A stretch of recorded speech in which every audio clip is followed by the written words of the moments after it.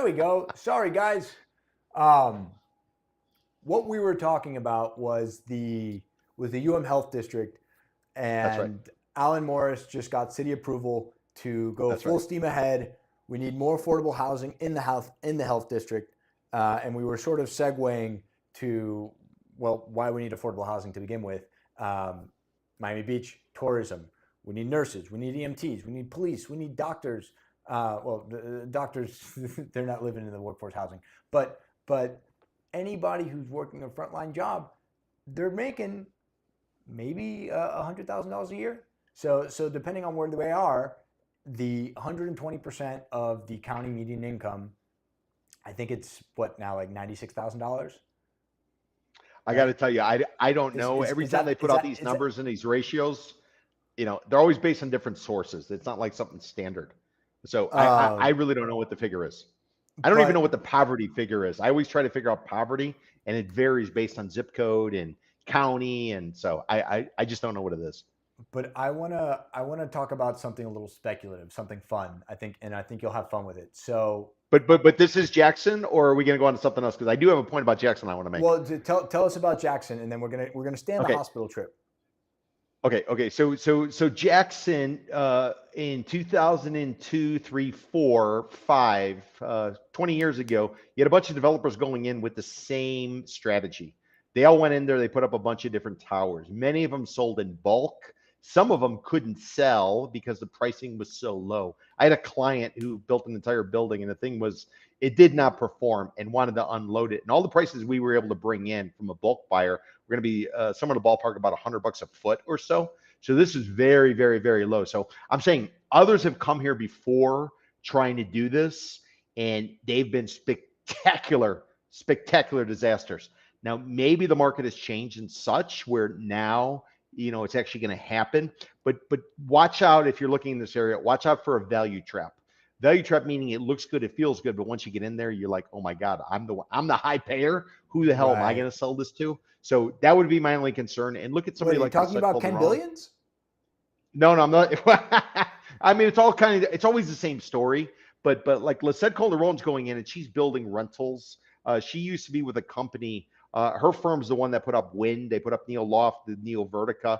Then they ran into like disaster during the Great Recession. She then went and worked for some hedge fund, and she was doing a variety. I think she worked for Related at some point. She's off on her own now, and she's building more like rentals in and around Alapata. If you know where the Popeyes chicken is, right on what is that 20th Northwest and about 17th I Avenue or didn't know so. there was a She's Popeye's putting chicken there, but anotado. yeah. It's right over there. It's right by the solid waste facility where all the garbage trucks go. Right by the VA, Veterans Affairs Hospital. So the area is very, very, very gritty. So I was just going to say, if you're going to build condos in that area based on the past, and maybe I'm an old timer and I'm long in the tooth, but back in the day they tried to do the same thing, and it was a spectacular disaster. Maybe it's changed this time. Maybe there's more money. But if you just kind of you read the tea leaves and you see what's going on again, the argument with Liberation Day, the argument with interest rates, my argument that we're going to see a pullback in pricing. I'm saying 40%. Some people disagree, but I think the long term strategy is right. But can you get from point A to point B? And that's why I would push back. I don't mean to be a bear across the board. The problem I have is I've seen enough of this. The argument's always the same unless something has changed that's been tremendous. I don't necessarily see why. And now one or two might be okay, but also look at River Landing. That's that rental tower they put up. They had some serious struggles to get that thing up and operational. Yeah, but they got it up and operational and is killing it. Well, so they say. I don't believe rental data simply because there's no public record. There's no way to track it. So I'm very skeptical of anybody's rental data. And so and then if you do believe in the rental data, if you get some numbers from there, the rental data, then you figure it out using the 1% rule that I'm always talking about, and you can get a real valuation. So I'm So just not so sure. Now maybe the moves are to secure the dirt, let us wash out, and now coming back, that would probably make a lot of sense. But to put a shovel in the ground today, I would, if I'm the lender, if I'm advising a lender, I'd be like, I'd pass on this one. okay, so that brings us to exactly where I wanted us to land. And Okay. I'm going to pull something up on your screen, and maybe you recognize it right away, maybe you don't. But do you recognize this plot of land right here? Let's Peter, see Peter, the dirt. Peter. Show me the dirt. All right, so this is going to be Mercy Hospital, right? Is that the highest and best use for waterfront real estate in Coconut Grove? You, It's you it. said you, Listen, you said something similar when you were talking about the Herald building when they said, well, why are the journalists have these beautiful waterfront views?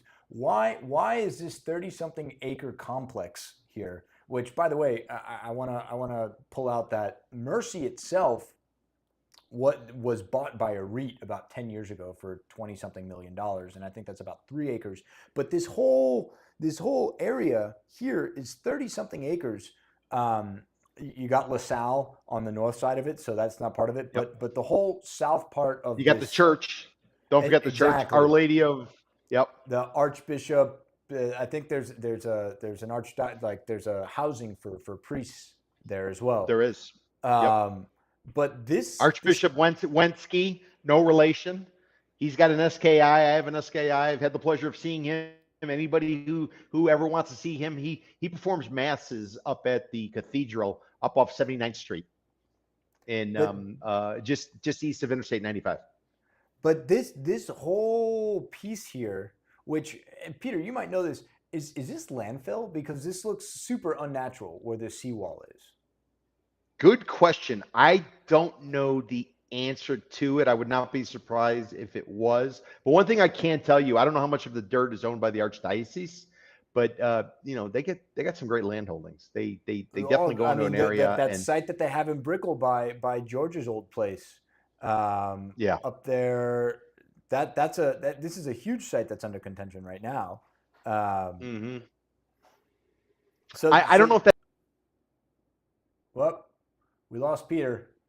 He doesn't know if something, and now you're stuck with me for a few minutes while Peter comes back. Maybe. What did he do?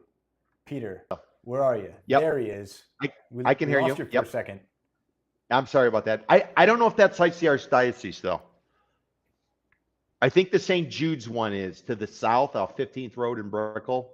But I'm speculating on here. I don't think that one's archdiocese. I don't think that's the Catholic. You're talking about this one. Yep, right across from Echo and JP Morgan. Correct. Right. Yeah. Well, I haven't looked into it personally because I just haven't. But I know previously a lot of religious places, houses of worship, have all been trading, especially up in Zion District, Little Haiti, places like that. Well, the Jesuits, I want to say, owned. There was I don't have the vocabulary for this, but there was priest housing. Yep. Somewhere up. That's here the one they sold to the Russian oligarch.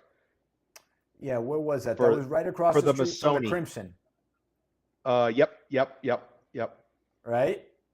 Yep, right across from part of the Masoni project. Right. It's probably about 28th in the Bay, roughly. Yeah, there you go. You got it. Yeah.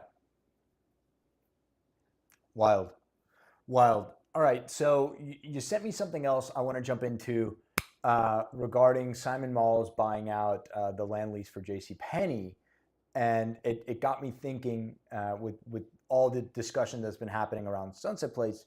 Peter, are malls back? Listen, I'm somebody who buys clearance. I was saying I got this pullover. Miami Marlins is retail $60 or so. I got it for like $23. I did it online. I didn't want to pay for mailing, shipping and handling, whatever they call it. I don't go to a mall. I haven't been to a mall. I don't even go to the food courts of a mall. So I'm probably the wrong person to ask. But what I can tell you is Simon has been very active and creative and trying to repurpose a lot of their malls. I mean, think about it. The amount of space they have, and they tend to be like urban centers, and especially in suburbia, Kendallandia. And as you start to build it out, it can become very, very, very interesting. The only place we've kind of seen it, my opinion, that's coastal is going to be up in Hellendale Beach Boulevard, just west of the Causeway and east of Federal Highway. There's like a shit ass Winn-Dixie and other stuff, and they built some condos behind it. So I think that really is the future. The only other scenario might be the Gables, 37th Avenue, which is Douglas and 16th. They built a Publix, and then they got some retail on top. Well, Sunny and Owls, they did the same thing. it's funny because we're talking about malls and we're talking about highest and best use and we were talking about hospitals. Yep, There's also a hospital, Coral Gables Hospital, right there that's right. on Douglas, just south of Coral Way. And That's right. I'm that's not my business. It's not my line of real estate. But I've heard that it's not the greatest hospital, the Coral Gables Hospital. So, which is weird, right? Because you would think Coral Gables, amazing hospital. Okay, just guess it's not the case. But why not just buy that? Buy the land under their feet. Wait for that poorly managed entity to go under, and then if and when it does, well, then you got this dirt. It's appreciated. As assuming that they're paying their rent, that they're paying the bills, then it could be a nice wait and hold play. And listen, I couldn't disagree more. I mean, I would actually point to and salute Mount Sinai. Yeah, Mount Ooh, Sinai. gorgeous. No, Have you well, driven to but Miami Beach recently? yeah, I've seen what they, but not for their main campus on Miami Beach, right off of 41st Street, but because of what they did over in the Edgewater area. What they did is there was a historically significant building and a rental tower was built on top of it, and there was some office space that was carved out. And Mount Sinai actually went in there and they leased out some of the space. I'm a big proponent that office space and rental space, like retail space, in these condo buildings, always on the first few floors, it's a failure. Does not work. Why can't we set up little Mini hospitals hospitals. or campuses or schools? Why can't we have classroom? Fifth grade is in the bottom of this building, sixth grade's in that building. Is that, you know what I'm saying? We got all this vacant space. We have the need for it. And I was told on the school side, you got to have a recess area. The kids got to be able to go play somewhere or something. But I can't understand why, a group wouldn't, like Mount Sinai, like they did a little bit over, it's probably about 26th or so in Biscayne. Why not just lease out? Okay, this is for the, whatever the specialty is. You put it in the bottom of this one, and then a block down, you got this retail space, and you got that retail space. That to me makes a hell of a lot more sense than having this entire campus. Think about dumping Mercy. Think about all the cash that can be generated, and think about what you could do to basically set up pop-ups, almost like Amazon's trying to do. Where the Right. little So you retail got centers oncology over here, cardiology over yeah, here, ER over here. located all in and around metro rail stations. Why do you need an entire campus? I think those days are gone. And the thing about doctors, if you're a doctor and you're oncology, like you said, why not lease in a building above it, or at least nearby? You can walk to it. Everybody doesn't have to go to this main campus. But again, I tend to be an outlier on a lot of stuff. I think that's a swell idea.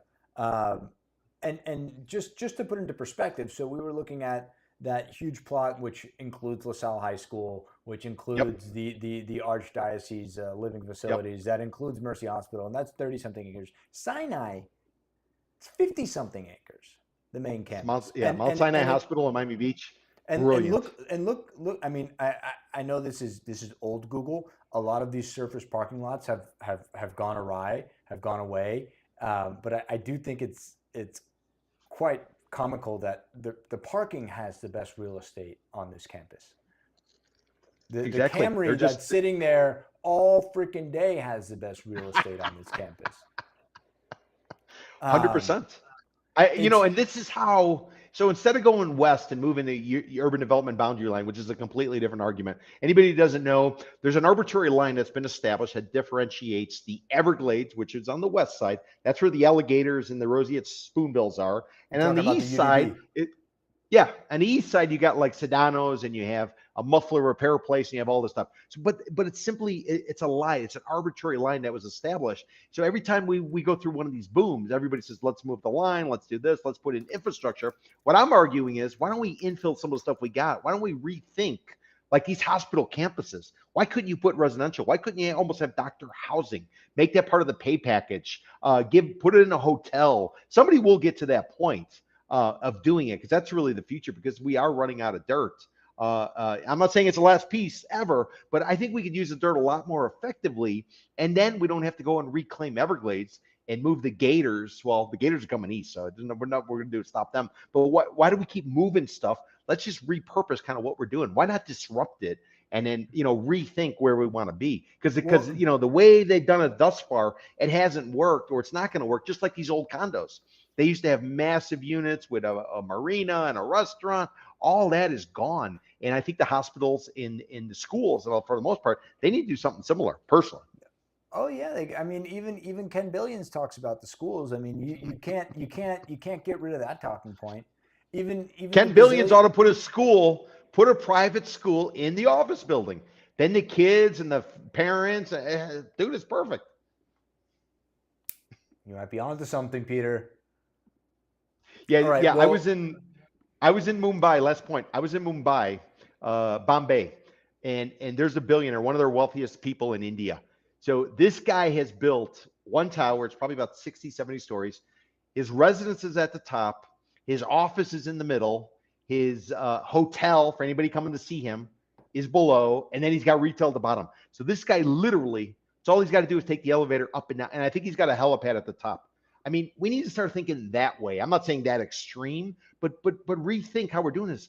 Daniel, how much vacant retail space do you see? How much vacant office space do you see in some of these condo buildings? The cities require them to build this space. The problem is the cost is so expensive. The least amount they need to get, and I was just reading an article about this, the amount they need to generate from a lease based on the loan is so significant. That's why it always sits vacant, because no new business is going to go in there. It's simply cost prohibitive. yeah. No, something needs to be done. That goes without saying.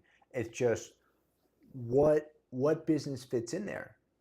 I mean, is it going to be a state subsidized charter school? I don't know. I don't know that business. And we are in getting into the summer solstice, which means that about 3 weeks ago, hurricane season started, Peter. That's right. Happy hurricane season. Happy hurricane season. You want to see the names that we got drawn up this year for hurricane season? Tell me.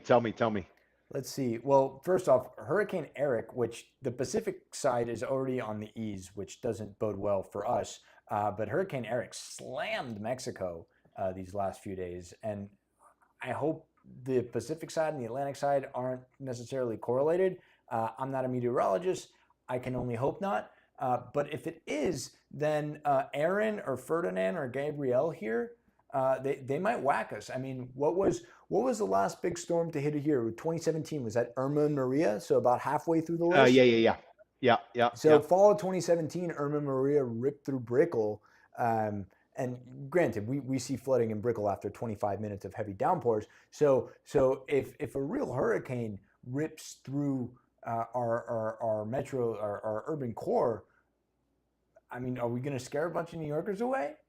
What happens if you live in a high rise and you've never experienced this before? I mean, I've lived here practically my whole life, and I've never experienced a hurricane in a high rise. I've experienced a hurricane in the Florida Keys, which terrifying, by the way. It sounds like a choo-choo train is coming just down the canal. So I can only imagine what it feels like 40 stories up. Have you ever had that experience before? Yeah. I actually watched Katrina. If anybody doesn't know, Katrina started in the Bahamas, and she came across Florida. She was supposed to go towards Boca, and she made a turn and kind of came over Miami Beach. I had a place, oceanfront place in Miami Beach, and I was looking out watching it. It was freaking awesome. Now, I had the latest, greatest Florida ceiling windows. Hurricane, blah, blah, blah, blah, blah. The windows, I'm not going to say they buckled, but there was a little bit. And she was only a 1 at the time. But so I saw that. And then the eye, you go outside and it's calm, and then you got to run back until the back end starts to come, and it creates all kinds of havoc. But I was in a high rise in Irma too back in 17, 18. So I was that, but I have my pointers I'd like to throw out to people who've never lived in a high rise for a hurricane storm. All right. And tell whenever you're ready, I can let you know. No, give us the rundown. What are Peter's, everybody loves lists on the internet, lists. Peter's top 5, or if you don't got 5, Peter's top 3 hurricane readiness preparedness tips if you live in a high rise. Okay. Tip number 1, when you're going in, never buy or rent a place higher than you can physically make it to on the stairs. And you got to be high enough for title search. So I always buy or rent between 6 and 8. Why? Because I can go up and down, no problem. Because the elevators go out, they have one generator.